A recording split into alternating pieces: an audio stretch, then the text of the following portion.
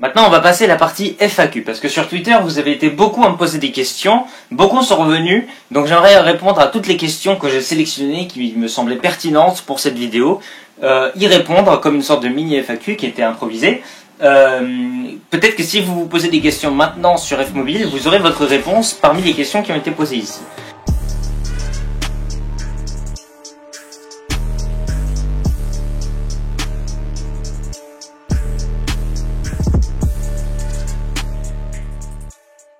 Première question qu'on m'a beaucoup posée, c'est est-ce que je peux en faire une aussi sur Android? La réponse est simple, elle tient en un mot. Non, je ne peux pas la faire sur Android. La raison pour laquelle je ne peux pas la faire sur Android est que Android a une enclave qui stocke les réglages, ce qu'ils appellent Secure Settings. Et là-dedans, il y a tous les réglages tels que le mode avion, les données cellulaires, l'opérateur de réseau, et tous ces réglages Secure Settings sont conçus pour être manipulés par l'utilisateur et non pas par une application. Ce qui veut dire que le système Android a été protégé de telle manière à ce que les applications ne puissent que lire les données là-dessus, mais pas écrire les données là-dessus. Il existe des manières de contourner cette interdiction par le root ou par des commandes ADB très particulières, mais ces commandes sont très compliquées à faire, enfin, pas très compliquées, mais pour quelqu'un qui n'y connaît rien, c'est compliqué, il faut installer tous les outils ADB qui vont avec, activer le mode développeur, activer le mode débugger, c'est pas pratique, c'est pas facile.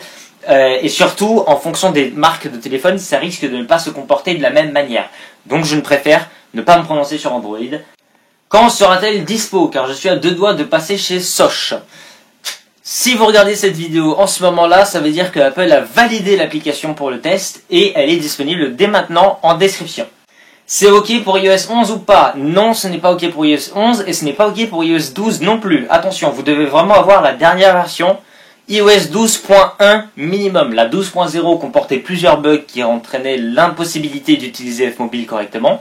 Vous devez utiliser iOS 12.1, c'est obligatoire. Si vous utilisez une version d'iOS qui est avant, déjà vous n'arriverez pas à l'installer et de deux, vous ne l'aurez pas raccourci non plus. Donc raccourci est une application qui est installable uniquement sur iOS 12 et pour Fmobile vous devez avoir iOS 12.1. Donc mettez à jour vos téléphones si ce n'est pas fait pour pouvoir en profiter. Au fait, application gratuite, payante, avec des publicités ou autre. Alors là, je vais peut-être en réjouir certains. Application 100% gratuite, zéro publicité, jamais, ni en background, ni au foreground. Elle est pour vous, c'est une application utilitaire. Elle n'est pas là pour vous divertir, elle est là pour vous aider. Donc on va pas vous aider en vous mettant des publicités chiantes qui s'ouvrent et qui pop à chaque fois que vous ouvrez l'application. Gratuite, zéro pub. D'autant plus que c'est une application qui ne nécessite pas beaucoup de moyens financiers, si ce n'est du temps, beaucoup de temps pour la créer, mais elle ne m'a pas nécessité d'acheter du matériel onéreux pour la faire. Donc je justifie la gratuité de l'application par le fait que, une fois que vous l'avez, je ne paye rien derrière pour la maintenir. Avec tout le travail que tu as fait, est-ce que ce serait bien pour toi que tu aies la possibilité de recevoir des dons par PayPal par exemple? C'est fait, vous n'êtes absolument pas obligé, sachez-le. Vous n'êtes absolument pas obligé, mais sur la page d'installation des raccourcis, vous avez la dernière option pour faire un don via PayPal. Si l'envie vous en prend, si vous en avez les moyens, si vraiment vous voulez faire un don, vous pouvez. Si vous ne voulez pas, il n'y a aucun problème. Utilisez l'application, elle est gratuite, elle est faite pour être gratuite, donc il n'y a absolument pas l'urgence de recevoir des dons. Elle est là juste parce qu'on me l'a demandé et que je me suis dit, bah, s'il y en a qui veulent faire des dons, pour financer notamment mon projet Xtopy, qui lui est un projet qui va me coûter, ça peut être une bonne idée, donc je l'ai mis. Vous n'êtes absolument pas obligé, et sachez que si vous faites un don, ça ne vous rapportera aucune fonctionnalité supplémentaire. Vous n'aurez pas d'avantage par rapport aux autres, donc vous n'avez pas de réel intérêt à faire de dons, si ce n'est de donner, ce qui est aussi le principe du don. Y aura-t-il une vraie différence avec la désactivation de l'itinérance? C'est une question qui ne m'a pas été beaucoup posée, mais qui est très pertinente, qui mérite qu'on s'y penche un peu. Pour ça, il faut un peu comprendre comment fonctionne l'application, avant de rentrer en détail comme on va le faire tout à l'heure. Cette application-là ne va pas véritablement désactiver l'itinérance. Il faut bien comprendre. Elle ne va pas empêcher au téléphone de se connecter à l'itinérance, parce que c'est pas possible de le faire, techniquement. Je ne peux pas intervenir avec iOS. Je ne peux pas me mélanger avec iOS. Je suis un service qui est sous les ordres d'iOS. En revanche, je peux détecter ce que fait l'OS. Je peux faire des actions pour essayer de faire comprendre à l'OS qu'il ne faut pas se connecter à l'itinérance.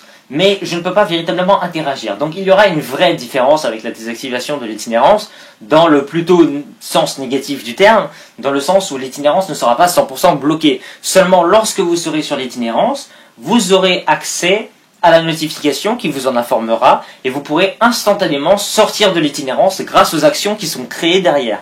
Il y a donc une vraie différence, ce n'est pas une pure désactivation de l'itinérance. La vraie désactivation de l'itinérance, seulement Free est capable de le faire. Ni moi, ni Apple, seulement Free est capable de le faire. Quoique Apple peut-être, mais ils le feront pas. Donc Free est le seul responsable pour l'itinérance, pour la désactiver complètement. Moi, je ne fais que proposer une solution de substitution à la désactivation de l'itinérance, qui est détecter l'itinérance et informer l'utilisateur qu'il y a des actions automatisées à faire pour en sortir.